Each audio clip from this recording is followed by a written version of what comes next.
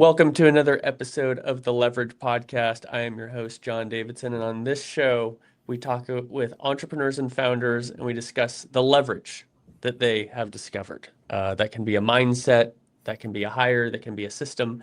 And so joining me today is the CEO of Ice Imports, Eric Meyer. Eric, happy 25th anniversary.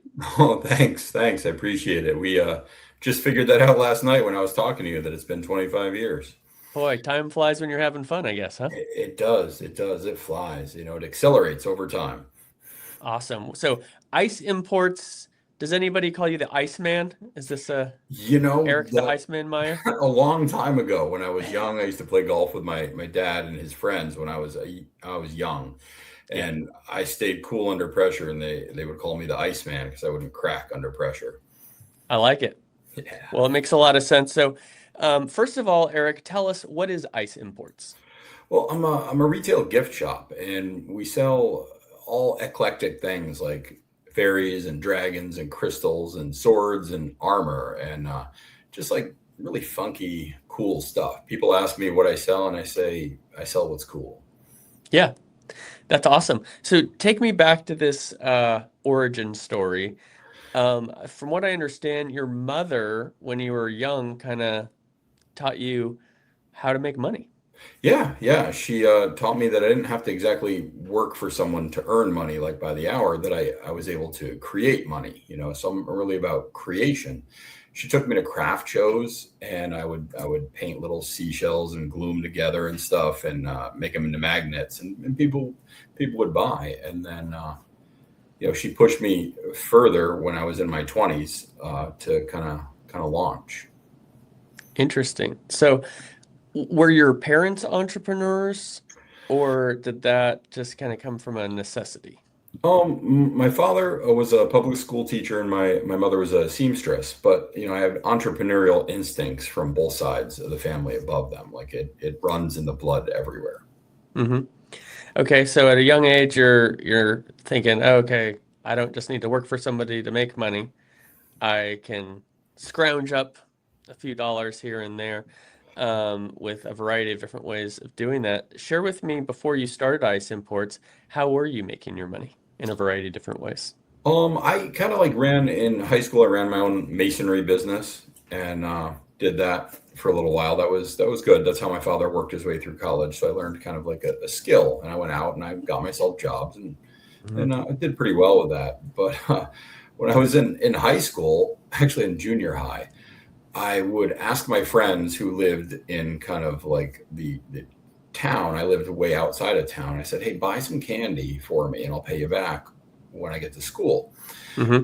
And then I'd buy that candy from them, and I'd break it up, and distribute it and sell it. I'd piece it out. So Yeah. I was distributing candy like in middle school. I Better than did. some other things. Absolutely. And I absolutely did get in trouble for it. The entrepreneurship aspect of my I personality have a wasn't recognized. question for, was the first one free? No, no, no. But that is a really good strategy, I That's learned. what that's what I've heard. Okay, so you're getting mass amounts of candy, you're breaking those down, you're reselling. Yeah. This sounds like retail. Yeah. Yeah.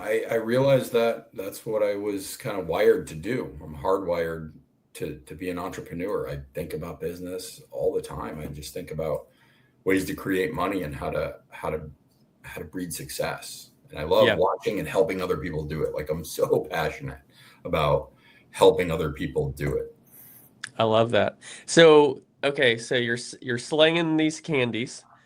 And it's one thing when you're a young person to, hawk stuff here and there. You got an extra 20 bucks, etc. But it's another thing as an adult. You've got cost of living, you got cost of doing business. You're trying to grow revenue. Take me through that shift from, yeah, I'm making money on the side because I'm a hustler and I've got entrepreneurial instincts, to I'm creating a business.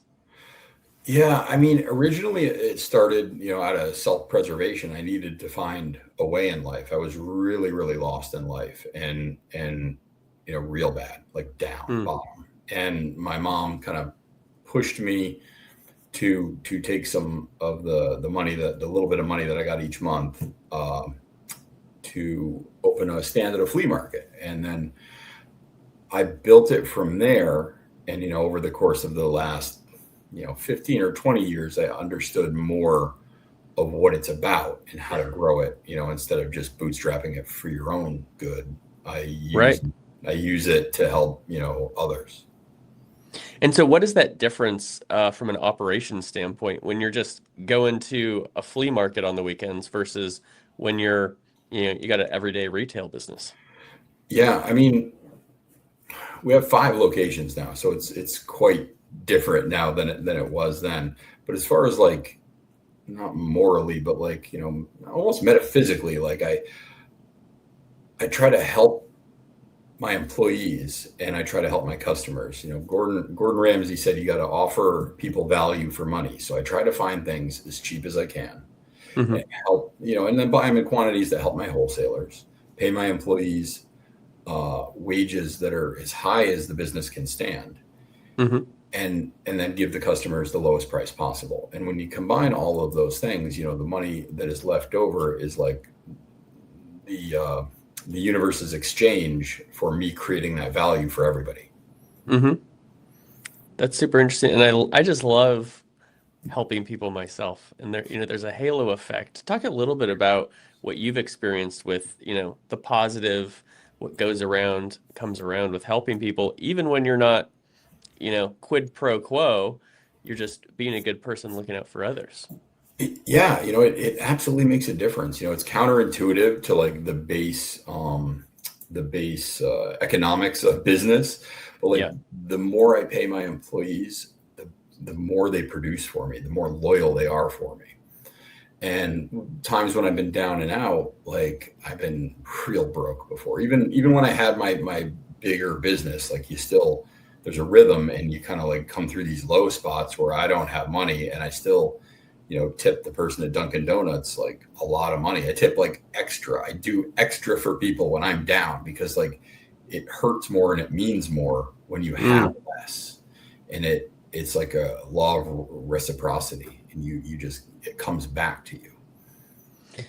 that's interesting. I've experienced times in my life where I'm giving money, to different groups, and when I have less, that percentage, I'm giving 5, 10, $20, and because it's a lower actual amount of money, it's easier to give for me even when it's a higher percentage of what I might have. Yeah. And then when I've got, you know, a lot more money, I'm doing a lot better. That same percentage is harder to come out of the pocket. And then sometimes it's harder for anything to come out because I'm like, well, that's not enough. Yeah. Like I literally just went through this. I was doing profit sharing with my employees, and we came through a quarter, and like I had to pay them for profit sharing for the last quarter, and I was like so thin on cash. And I was like, I Yeah. was like, you know what? I was like, I need product, I need to pay rent, I need to pay all these things, but like these people pulled hard for me, and I owe this to them. So I dug deep, and made the choice and gave it to them when they deserved it, and then figured out the rest on my own. Like I worked harder on my end to make sure that I could meet my obligation to them, Yeah. because they worked hard for the business. I always tell them the business is like this entity or animal that we care for and take care of. And then when we need something, it can give it to us. Hmm. You In know? what way? Go a little deeper on that. Yeah, absolutely. So a handful of employees over the years have, they come into financial difficulty.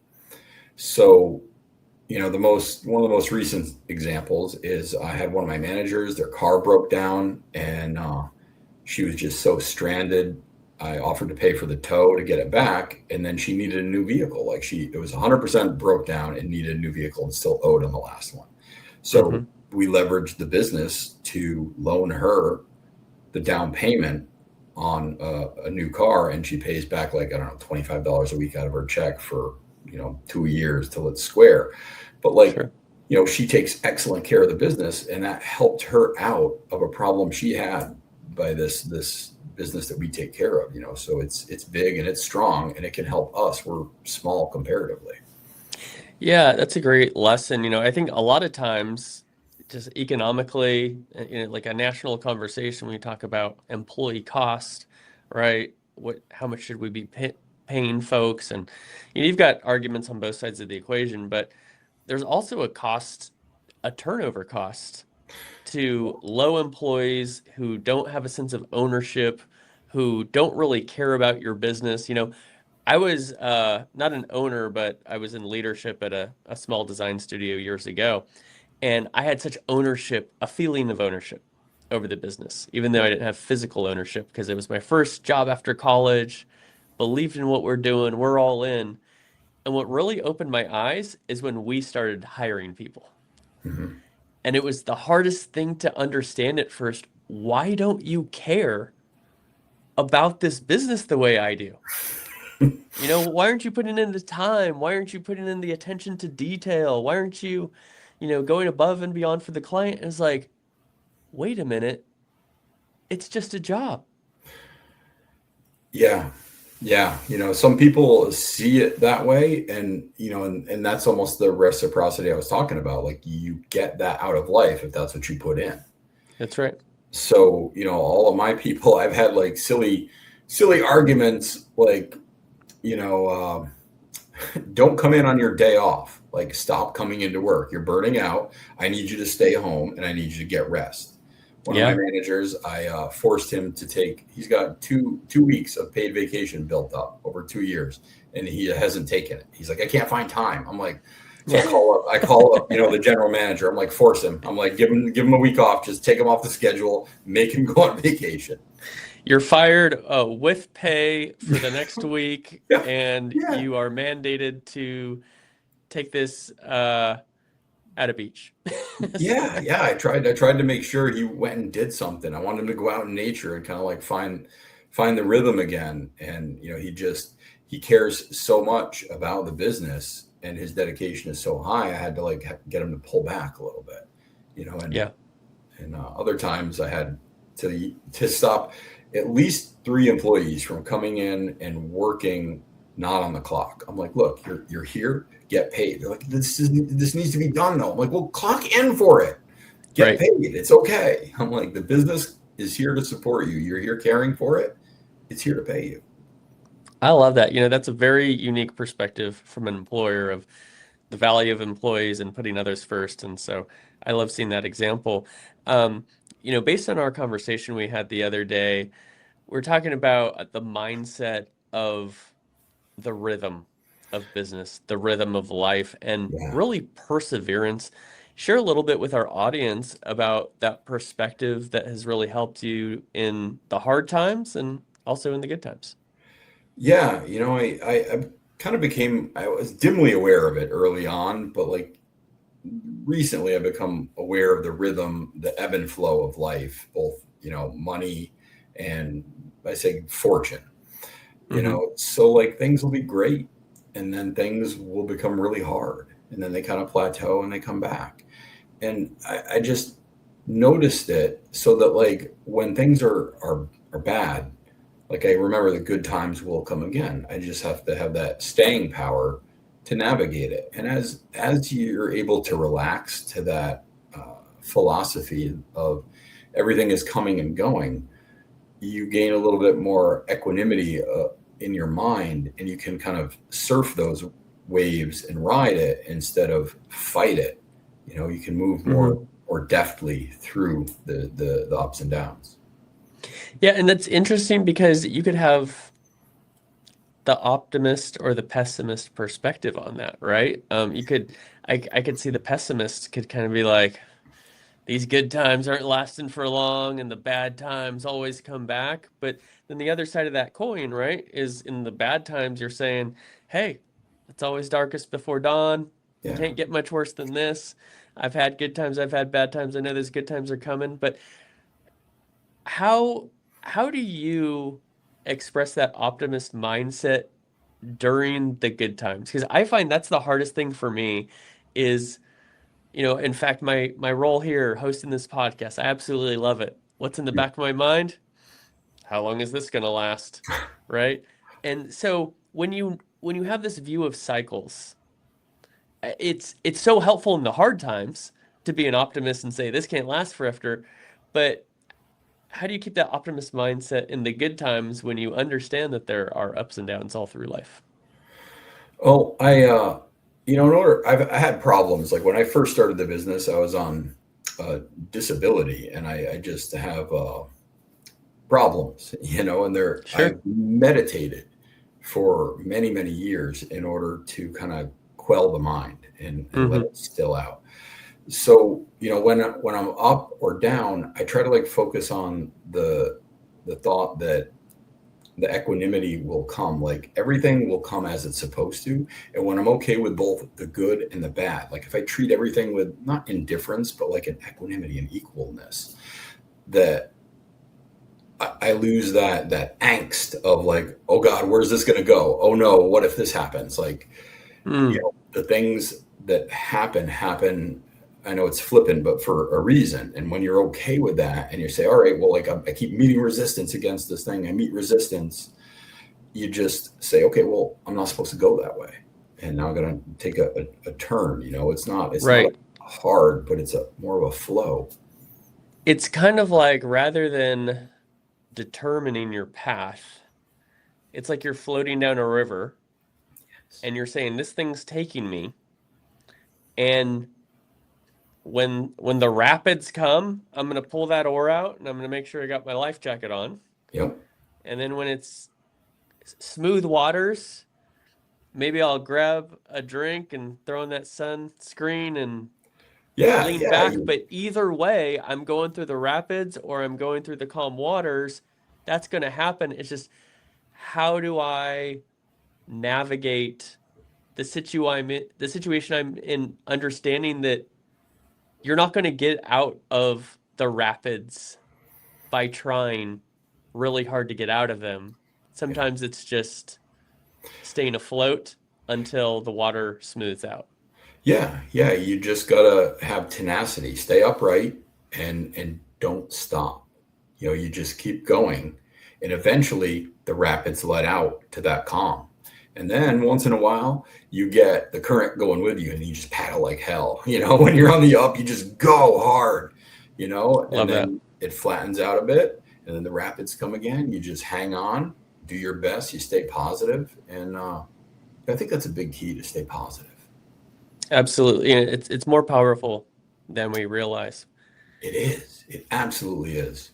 You Well, I know, I, want to go through a time that was a very difficult time in your business that turned out to be a boost and a positive for your business. But first, let's take a message from our sponsor, Sphere Rocket. Business owners and entrepreneurs will place a proven executive assistant VA for just $4 to $8 an hour, and if they don't perform, you don't pay. Imagine freeing up 20 plus hours a week by someone handling your most time consuming tasks like admin work, managing emails, scheduling meetings, and so much more. This one hire could transform your productivity and give you back the time you need to focus on growing your business. At Sphere Rocket VA, we make this possible in as little as 7 days. We'll place a proven executive assistant VA in your business for just $4 to $8 an hour, and your VA will take over day-to-day administrative tasks, help manage your email and calendar, follow up with past clients, giving you back 20 plus hours a week so you can increase your sales and even enjoy more personal time. And here's the best part. If they don't give you back 20 plus hours a week in the first month, you don't pay Sphere Rocket a dime. We've done this for thousands of business owners, and now it's your turn to see the results. Click the link around this video to schedule a demo and discover how this one hire can completely change how you run your business. Remember, if within 45 days the VA doesn't perform, you don't pay. So, Eric, from what I understand, there was a hard time in your business that was a hard time for pretty much everybody around the country, and yeah, that was COVID. yeah, But you navigated these waters, you found momentum, and it boosted your business. Take us through that experience. yeah. So I was kind of in financial trouble pre-COVID. So I had gotten myself pretty far into debt, like really far into debt, and I had payments that were just so hard to meet. Like I had to keep renegotiating and renegotiating with my debt. I was sitting in my garage counting like magic cards or like Pokemon cards, Hmm. like a nickel a piece, like finding them at a nickel a piece, the Wow. good ones, and then selling them just to stay alive. So yeah, that was hard. But then the turn came when COVID came, the businesses shut down. I got in line really, really early to get the EIDL loan for Uh-huh. the economic disaster loan, and I got that pretty quickly. And then I knew right where to apply that money because I'd been so down for so long. And so I think my big takeaway from being down long was the lessons, the learning that happened when I was down. So then when I got some money, I was able to fix all the mistakes I had made previously. Interesting.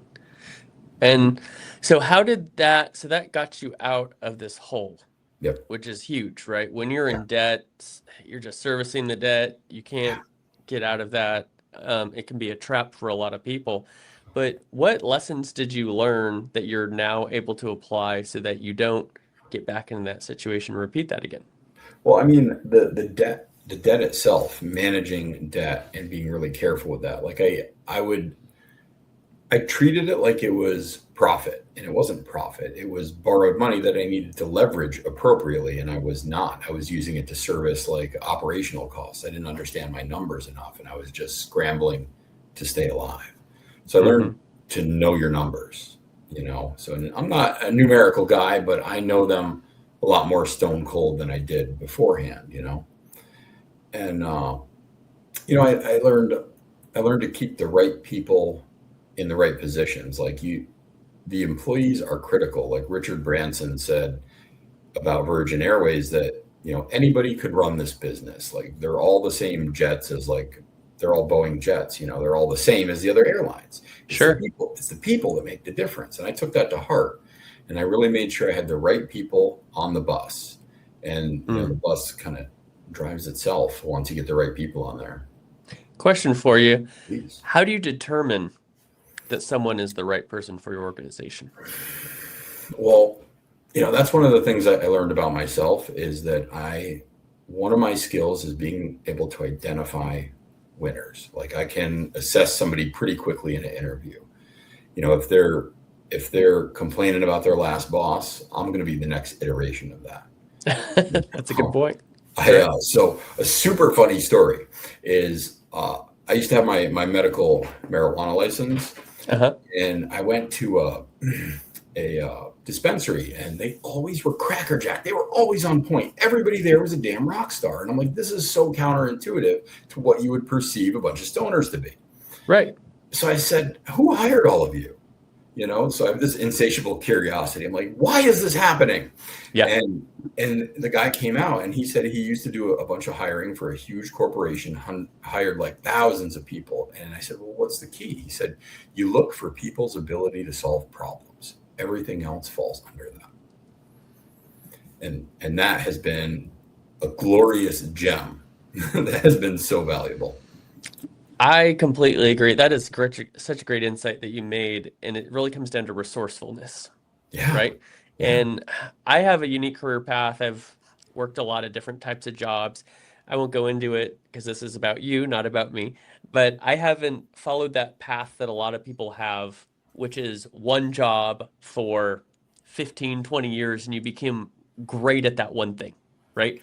You Mhm. see at a lot of big corporations or big agencies, you've got somebody who was hired into a system, is great in that system, knows how to work the system, but you take them out of that, especially if it's a big business with bigger budgets, Mhm. and then you go to something that's smaller, more nimble, more scrappy, resourcefulness is required.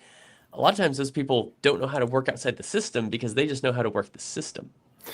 And so, as I've worked with people and hired people and interviewed people over the years, one thing I've noted that you're making this point is the ability to figure it out Yeah. Yeah. is so valuable and so important because I'll tell you this, Eric, I may not know something today, but give me a chance. I'm going to learn it, Yeah. I'm going to figure it out, and I'm going to develop a solution. And it sounds Yeah. like that's a key to hiring great employees. It is their resourcefulness and their ability to solve problems. Because, I mean, I'm on like a lower level when I hire people, and I kind of promote from within. Like Uh-huh. everybody in our C-suite is in house. Like there hasn't been anybody that came from the outside at a high level. You know, they yeah, I just look for that resourcefulness in them. And usually the hard lives that they have all led have led them to be super resourceful. And then I pay really close attention to who they are, because you can't just manage people like in a blanket.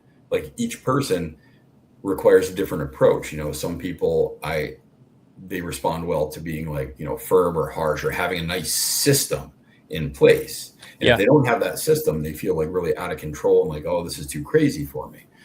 And then other people thrive in the chaos. They're like, put me in, coach. I want to build something out of nothing here. And when I recognize those things that are happening in the people, I try to play to those strengths, and then tell them that the weakness is okay. I'm like, look, it's okay. Like I have a manager in one of my warehouses, and he wants everything just right. I'm like, dude, it's okay. It doesn't have to be just right. You do your best, and your best is all I expect from you, and everything's going to be all right. I said, dude, everything will be all right. It's okay. And I said, say that back to me. Say that everything will be all right. And he like looked away. I'm like, dude, do you feel that resistance in you? I Mm. was like, that's what you got to kind of look at. So like each person, you got to kind of pay attention to what they need, fill those needs so that they love what they're doing. And everybody's incentivized differently, right? People Yeah. react to different types of management. Hmm. I remember I was an assistant manager of a pizza place when I was 19 years old, and that's a much longer story. But there were these two brothers who were employees of mine, and they were so different. And one guy, I just had to give him a free pizza at the end of his shift, and he would work hard for me for those 6 to 8 hours, you know? And then Yeah. the other guy, I had to threaten to write this guy up every single day, and that was what he responded to was strict discipline. And so, talk a little bit about being a leader and discovering how people respond, and then managing people in a customized way. Yeah, yeah. I mean, that's absolutely the key. You have to manage each person unto themselves, and it's a little bit intuitive. So you got to kind of listen to your gut, and then temper it with logic. So you got to sense when the people are comfortable and uncomfortable. Like this man, I could tell he was stressed out working Hmm. and doing what he was doing. I have another manager who I felt like she was a little bit bored, and I was looking at her and thinking about her, and I'm like, man, this girl has so much capacity and capability, and we are tapping very little of it. So I talked to her about it. And she's like, yeah, I've been like looking around for another job because like I'm sort of bored. I'm like, well, I have a whole ton of work I can give you, harder work. I'm like, let's do that. So we rearranged. And what we did is we pushed the general manager into like my old role, and me into a new one, and then her into that. Like we bumped up the whole suite. And Yep. now she's doing tremendous work, and she is thrilled to come Wow. aboard. That's really cool. It's kind of like students in school. Sometimes a brighter student is not performing because they're bored, right? Yeah, Because they're so far ahead of what's being presented to them with the work they're being asked to do, and that can be true with some employees as well. yeah. I have a couple more questions for you as we round out this episode, and one of them I've been thinking through since yesterday when we chatted, and you're somebody who has discovered his innate skills, just the talents and gifts that you were born with, Yeah. and utilize that in your career, right? And I think there are some people who I can identify with. There's just some people who maybe they don't have these hard skills that have been trained and taught and developed over years due to leadership or teaching or coaching, what have you. But they've got these soft skills, right? Or you're kind of born with it, Hmm. and your talents and abilities are a little bit outside of the box. And for a lot of people, I think a lot of people listening to these podcasts who are entrepreneurs, who are founders, a lot of folks who are in real estate, have experienced this. We're like, I don't fit and I don't thrive in these typical work opportunities that our society has presented. How do I leverage the gifts and talents I'm born with that are these soft skills that I just kind of have? How can I make that work for me? Man, that's a really good question. I mean, there's such a wide variety of opportunities. You got to, I think Aristotle, he said it, know thyself. So, like, when you understand yourself and you recognize your gifts, kind of follow them down that rabbit hole, learn about those things. Like if you're learning about something and you're like, wow, I can't stop chasing the knowledge about this thing. Those are your soft skills and your innate talents. And then you just kind of got to contrast that with available opportunities. Like, what problem can I solve for people with this talent that I have? Mm, yeah. And I would say also understanding your strengths, but also your weaknesses, right? I think a lot of times, especially, I would say people with this mindset maybe have a higher likelihood to be a solopreneur, Mhm. perhaps, right? You're Yeah. thinking outside the box, you figure out how to make money outside the box, and so you're kind of doing it yourself. Mhm. But none of us are great at everything, right? And Yeah. so how do you identify your strengths, but also your weaknesses, and then support those with other team members rather than just trying to make it all on your own? Yeah. Yeah. I mean, it's usually what lights you up. So it's like if you do a task and you walk away from it, even though you're tired, you're energized, like Hmm. you're worn from the work, but you're like, man, I'm pumped up. Like I enjoyed doing that. That's the Yeah, stuff you should be focused on because that's what you're going to do a really good job at. And right, then the stuff that just drains you, that's what you should look around for other people who, when they get that task, they light up. right. So like early on in my marriage, my wife and I took like a personality test, and we realized that I'm the guy who thrives in chaos. You give me like a bunch of craziness, I put it all together into something that's like pretty good. It's Hmm. not great, but it's pretty damn good. Yeah, And she is a refiner. So she likes to take something that's pretty damn good and make it perfect. And you're a our perfect match. Yes, yes, absolutely. I would not be where I am without my wonderful wife, honestly. I love that. I love hearing that story. Well, on that note, I have one last question for you. And that Please. question is, Eric, what do you want people to remember about what you are building and the impact you're making?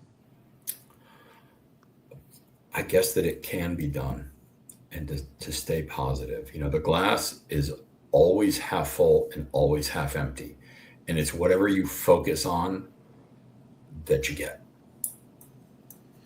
I love that. Thank you so much for sharing that. I love how your mindset has really been the leverage that has enabled you to make it through tough times, to positively impact other people's lives, and really thrive in business. So, Eric Meyer, founder of Ice Imports, thank you for joining me today on the Absolutely. Leverage Podcast.